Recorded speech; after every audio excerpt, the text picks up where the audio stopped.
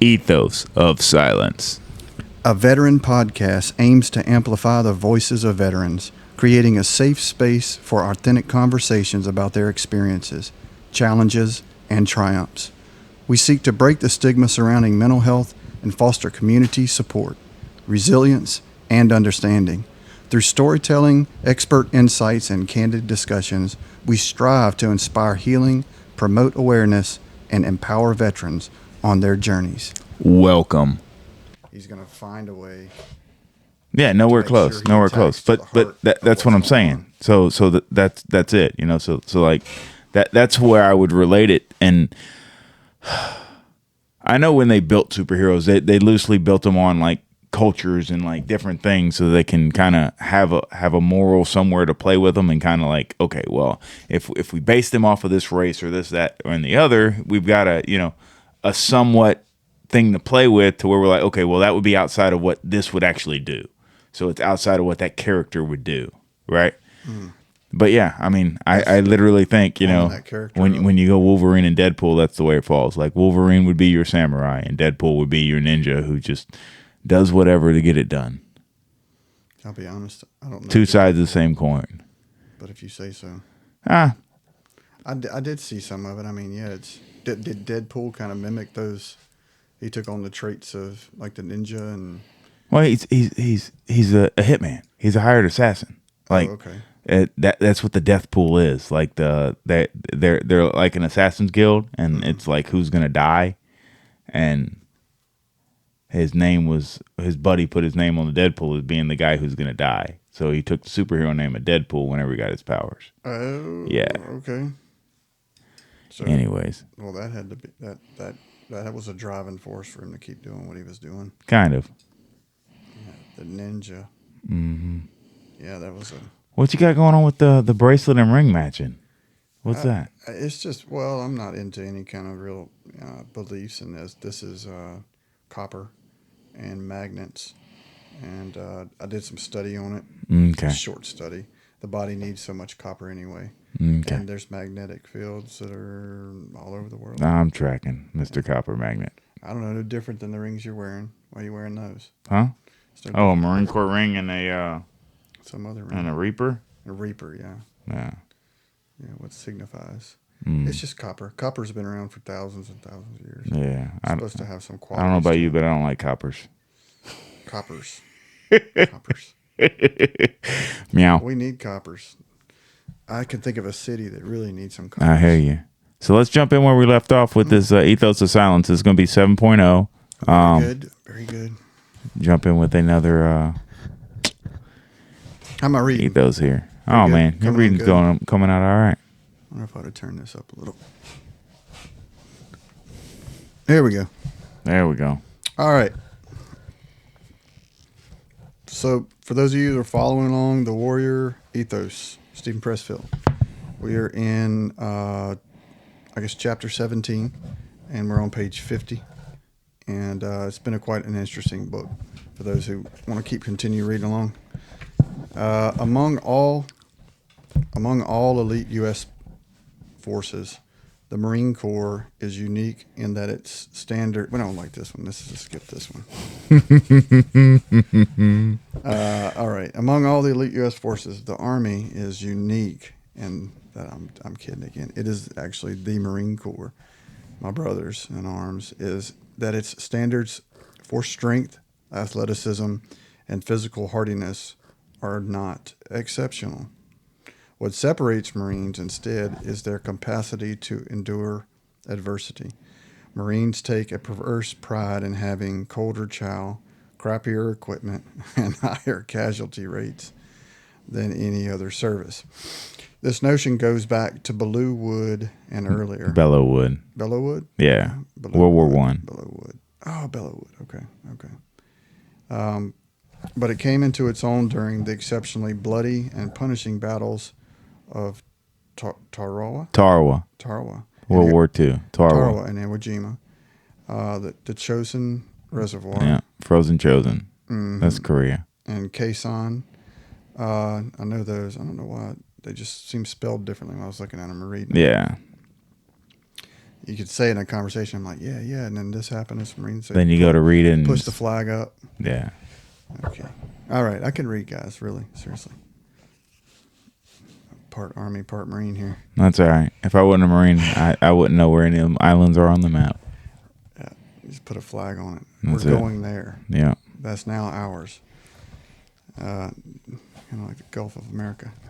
Nothing infuriates Marines more than to learn that some particularly nasty and dangerous assignment has been given to the Army instead of to them. It offends their sense of honor. This is another key element of the warrior ethos, the willing and eager embracing of adversity. In 1912, the Antarctic explorer Ernest Shackleton was seeking volunteers for an expedition to the South Pole. He placed the following ad in the London Times. Men wanted for hazardous journey, small wages, bitter cold, long months of complete darkness, constant danger, safe return doubtful, honor and recognition in case of success. Sounds like something I'd sign up for. Of course, that's probably the Marine in me fucking saying, let's go. How much am I getting paid? Party welcome. You're getting paid with the honor. That's your payment. The next morning, 5,000 men lined up to volunteer. Wow. I wonder how many thought it was a joke. The payoff for a life of diversity is freedom. There's a story of the tribes of ancient Afghanistan when Alexander was preparing to invade the wild lands of Scythians in 333 BC. A tribal delegation came to him and warned him, for his own good, to stay away. In the end, the Scyths told Alexander, "You and your army will come to grief, as all other invaders in the past, including our friend Cyrus the Great, who was killed north of Mazar-e Sharif, and whose body was never recovered. You may defeat us," said the tribal elders, "but you will never defeat our poverty." What the Scythians meant was that they could endure greater adversity even than Alexander and his Macedonians. Huh. When the Spartans and their allies overcame the Persians at Plateau in 479 BC, the spoils included the great pavilion tents of King Xerxes, along with the king's cooks, wine stewards, and kitchen servants. For a joke, the Spartan king, Pausanias, ordered the Persian chefs to prepare a typical dinner, the kind they would make for the Persian king. Meanwhile, he had his own cooks whip up a standard Spartan meal. Persian chefs produced a lavish banquet composed of multiple courses, served on golden plates and topped off by the most sumptuous cakes and delicacies. The Spartans' grub was barley bread, and pig's blood stew. Yummy. Yum. When the Spartans saw the two meals side by side, they burst out laughing. "How far the Persians have traveled," declared Pausanias, "to rob us of our poverty." Yes, indeed. That explains why those that are still in the warrior way just completely avoid any kind of lavishness. Yeah. You know, or maybe they get it, but deep down inside it has to have a bearing on them. Yeah. Maybe they're doing it for their wife, or maybe they're doing it for their family, but it's nothing like the dirt and the cold weather that's chilling your bones to make you feel just like you felt before. Well, make sure you still feel alive. Ooh. Yeah, freedom. There's freedom in it. There's freedom in rolling around that dirt.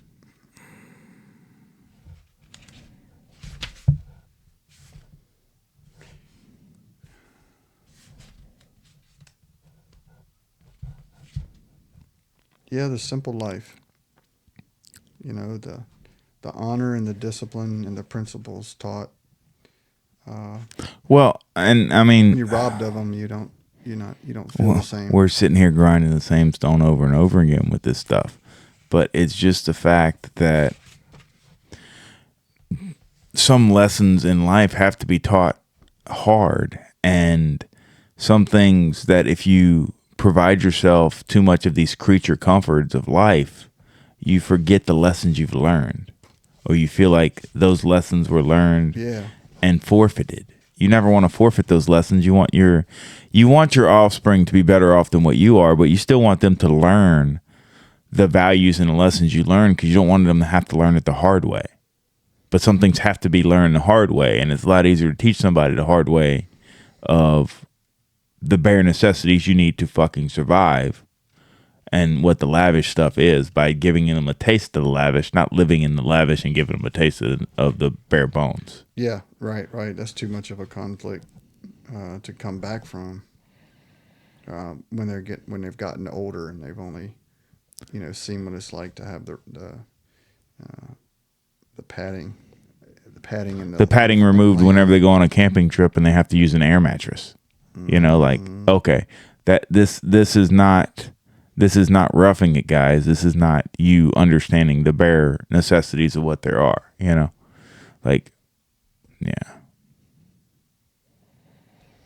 Yep. So we started with the academies, which is your basic training, and we're still into the external concepts. Mm-hmm. What else we got? So we're on page 53, and this is getting into duty, honor, and country. Yeah, we can skip all that. We can skip that. We understand why people join the military. And it's not because a recruiter scammed you. It's not because he tricked you. It's a calling. Let's talk about this. This has King Xerxes in it. Okay. Spartans again. Well, I mean, there's definitely something. Let's jump into the reality of the recruiting and what happened with the numbers since the newest election, right? Mm-hmm. Like the country, there's always been young men who want to serve and want to go and want to do things for their country, and now the numbers have spiked back up to where they were previous, and recruiters are out there feasting with plenty of young men who are qualified and want to do it. Whenever we were wondering about how much do we need to downsize our military and do we need to install a draft, because we weren't having those things going on, and all my buddies on recruiting duty were calling me and telling me, dude, I can't find anybody. I'm only supposed to find one guy a month now, and I can't find him. Oh, wow. Like the Marine Corps, like your recruiting quota was 2 guys, and then like, well, we're not trying to get 2 guys. We're just trying to get 1 guy every other month now. And like we like you're one recruiter, you need to get 6 guys all year. Wow. And like, are you able to get your 6 guys and line them up to make sure that they're all lined up to where you've got the constant cycles going through a boot camp? You know what I mean? When you were going in, do you remember the recruiting offices having more people? No, yeah. They had pulleys fucking lined up. Right. Yeah, and like. My recruiter talked to me and he's like, hey man, because me and a buddy were supposed to go, and we were supposed to ship out in like May, like right after we graduated. And then he bumped us all the way to August, because he's like, you and your buddy are locked in, y'all are good, but this guy needs to go now. Like, doesn't have a place to live, doesn't have this, doesn't have that. He needs to go now. Like, cool, whatever.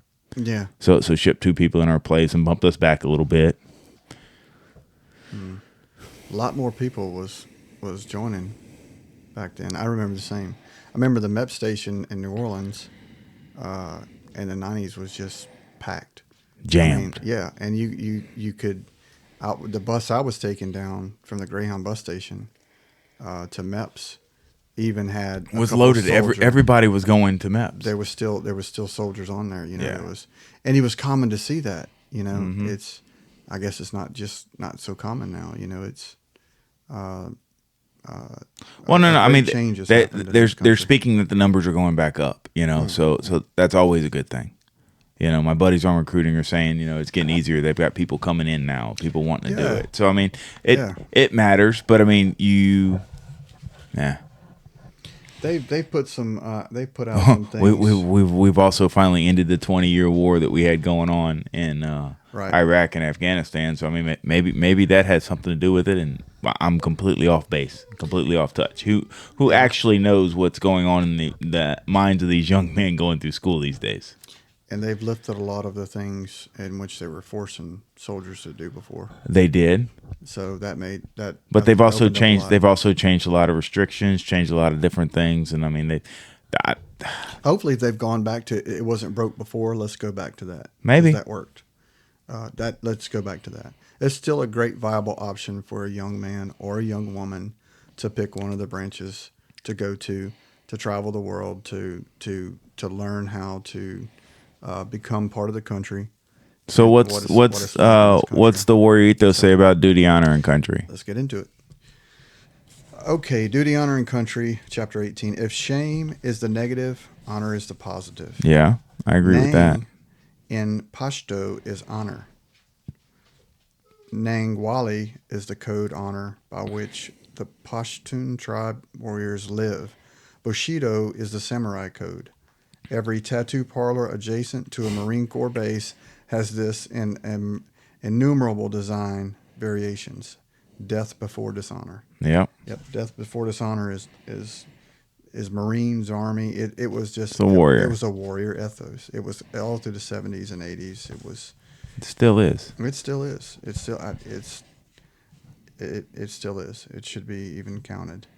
So in warrior cultures, from the Sioux and the Comanche, the Zulu, and the Mountain Pashtun,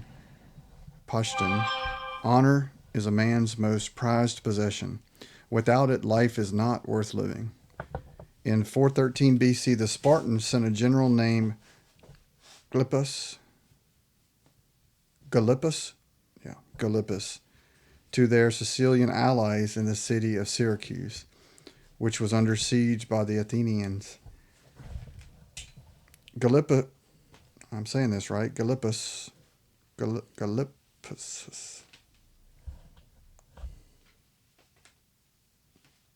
saying Gylippus. How did they even come up with this name? Did you drop like stuff down a mountain and hear the sounds of stuff? Did they hit a toe? Gylippus! Gylippus, my toe!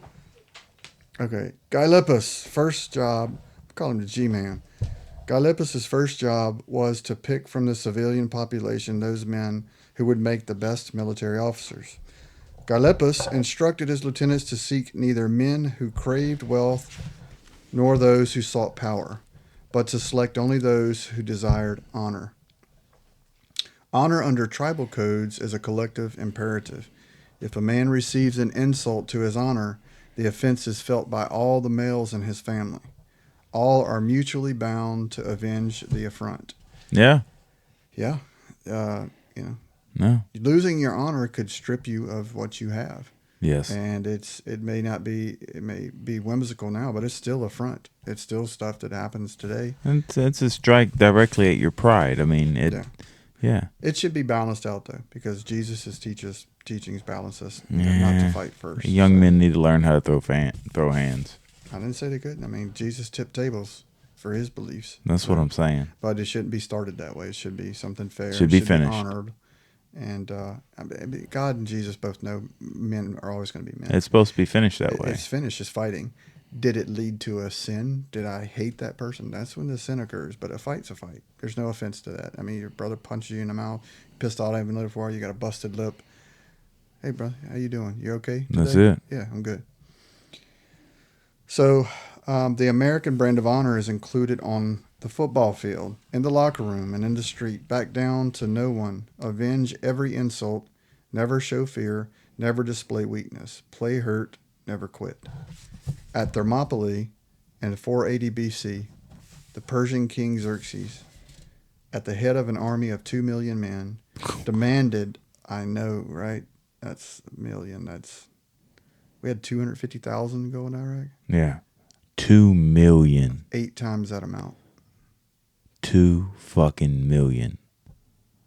It's a country full of people. Back then. Yeah. It's the entire country. This is going to be Leonidas at Thermopylae, huh? Yeah. At the head of an army of 2 million men, demanded of the Spartan king Leonidas that he and his 4,000 defenders lay down their arms. Leonidas responded in 2 words, Mullen Labe. Come and take it, mother. Mullen Labe. Yep. I like that. Yeah, I think I've heard that before. If you travel to Thermopylae today, you'll see the Leonidas Monument. Ethos of Silence trip? Sparking all kind of ideas now. If you travel to Thermopylae, the Leonidas, it has only 2 words on it. The American Brigadier General Anthony McAuliffe, got it, went to Leonidas, one better. Went Leonidas, one better. Did this thing just skip or is it? The American Brigadier General Anthony McAuliffe went Leonidas. Oh, he went over Leonidas, one better. I just went way over my head. Whew. Oh, he's a Tommy Topper, huh? Yeah, he's a Tommy. He had to one up Leonidas. Yeah, I don't one up you. Years fucking You centuries fucking later. Let me upgrade what the fuck you said. What'd he say? Oh, he did one better. He said he's surrounded by the Germans at Bastogne. Oh, okay, yeah. In World War II, the commander of the 101st Airborne replied to the enemy's demands to surrender with one word: nuts. Imagine that. Oh shit! What nuts they had. Warrior culture employ honor along with shame to produce courage and resolve in the hearts of their young men. Honor is the psychological salary of an elite unit. Pride is the possession of honor. There we go. Oh. Honor is connected to many things, but one thing it's not connected to is happiness. In honor cultures, happiness, as we think of it, life, liberty, and the pursuit of happiness, is not a recognized good. Happiness is honor cultures. Happiness in honor cultures is a possession of unsullied honor. Everything else is secondary. Yeah. In the West, pride and honor are anachronistic. Word I gotta look up. Who said this show wouldn't educate me? Who needs to go to college? I can look up this stuff on Google. In the West, pride and honor are anachronistic these days. I looked it up. These practitioners of honor are often ridiculed in popular culture. Life. Jack Nicholson's Marine Colonel, A Few Good Men. I remember that one. You can't handle the truth. Or Robert Duvall in Apocalypse Now. I love the smell of napalm in the morning. Yep. That's it. So that must be anachronistic these days. In the West, pride and honor are anachronistic. Must meaning that it's because of the sequences of everything that's happened previous and how it's kept. Yeah, the practitioners of honor are often ridiculed. So they're practitioners of what has been carried along. Yeah, but culture so even going back to talking with people, like the history of your unit builds the ethos of that unit, and the reason that the Marine Corps is so the way it is because as small as the Marine Corps is, like the Army takes credit for what that battalion has done, like what the 101st Airborne did with where they went, right? But all the other airborne don't take credit for what the airborne did, right?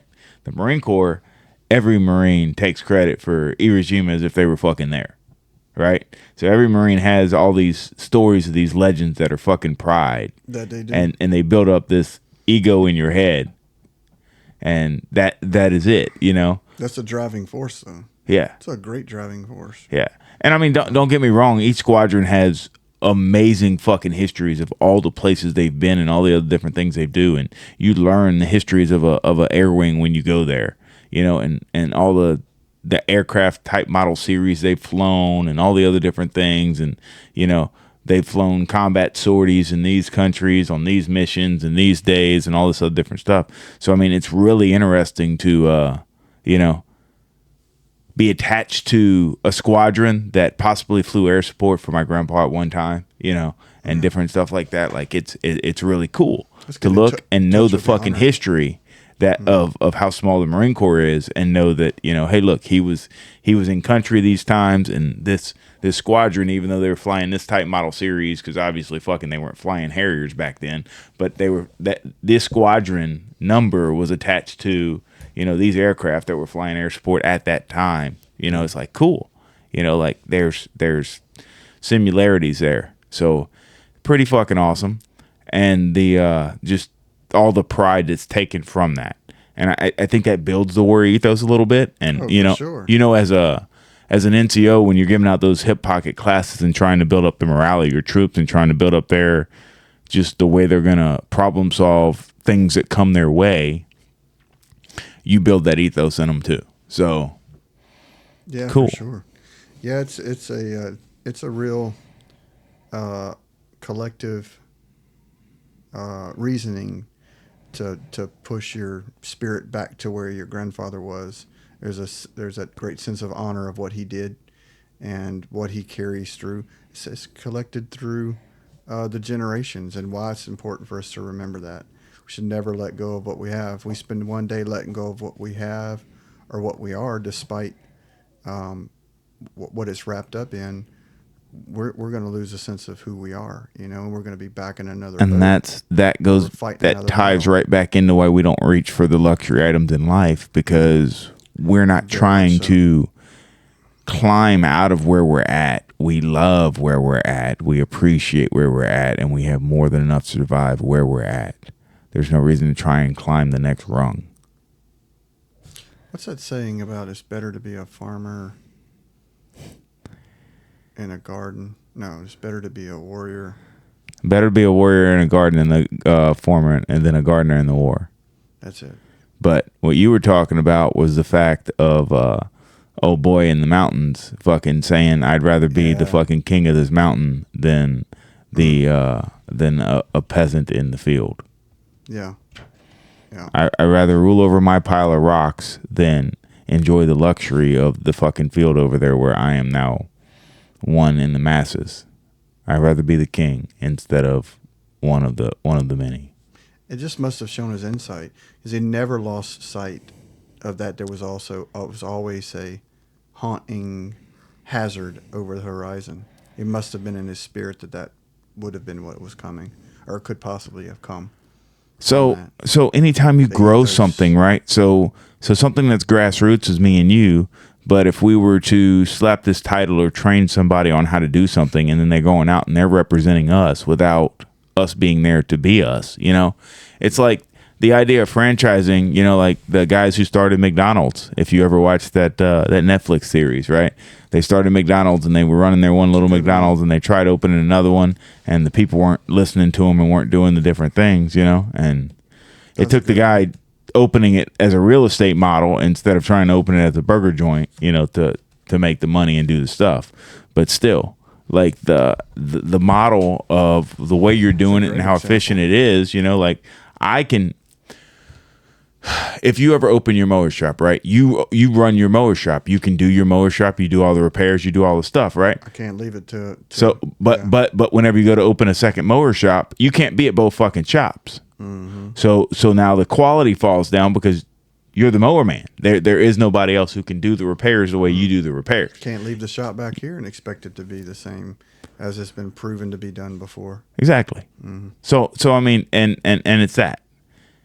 It's that simple, you know. Either you can be the king over one thing, or you can be mediocre at everything. That's very encouraging. I gotta get that mower shop going. Yes, indeed.